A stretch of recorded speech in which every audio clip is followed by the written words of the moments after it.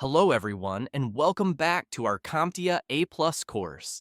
In this lesson, we'll walk through a structured step-by-step process for malware removal, from verifying the symptoms and isolating the threat, to removing the infection, restoring system functionality, and most importantly, educating the end user to avoid future incidents. First things first, investigate and verify malware symptoms. You might notice system slowdowns, frequent crashes, unwanted pop-ups, or unrecognized applications running in the background. Use Task Manager, antivirus logs, or behavioral clues to confirm the presence of malware. It's essential not to jump to conclusions. Some performance issues may be caused by hardware or software conflicts, not necessarily malware. Once you verify the symptoms, it's time to quarantine the infected system. Disconnect the device from the network to prevent the malware from spreading to other systems or communicating with command and control servers. Avoid using USB drives or sharing files during this phase. Next, disable System Restore. In Windows Home, this prevents the malware from persisting in restore points. If you remove the malware but then roll back the system using a contaminated restore point, the infection can return. By disabling this feature temporarily, you ensure a clean remediation process. Now we move on to remediation. This includes deleting infected files, stopping malicious processes, and reversing any registry or system configuration changes made by the malware. Use anti-malware tools or manual techniques depending on the severity of the infection. Always work methodically to avoid missing any hidden payloads. Before scanning, ensure your anti-malware software is up to date. Malware evolves constantly, and having the latest definition files is key to detecting new threats.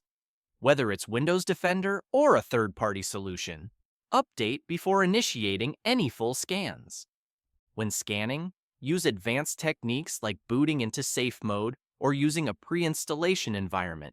Safe mode loads only essential services, making it easier to detect and eliminate malware without interference. If malware removal fails or the system remains unstable, consider re-imaging or reinstalling the operating system. Re-imaging involves restoring from a known good backup, while reinstalling sets up the OS from scratch. Ensure data is backed up if safe to do so before proceeding. With the system cleaned or reinstalled, schedule regular scans and enable automatic updates. Ongoing protection ensures future threats are caught early. Set your antivirus to run daily quick scans and weekly full scans. Always keep the OS and applications updated. Now that the system is stable, re-enable System Restore and create a new restore point. This gives you a known good configuration to roll back to if issues arise in the future. Think of it as a safety net after all your hard work. Finally, and perhaps most importantly, educate the end user.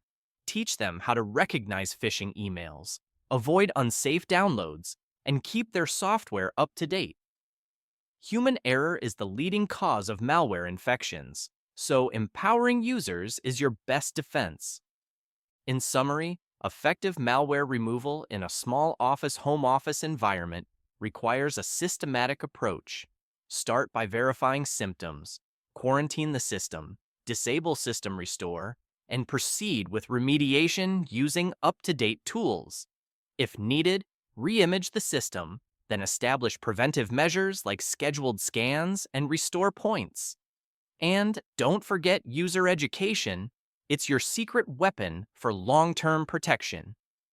Thank you for joining us today, and see you soon.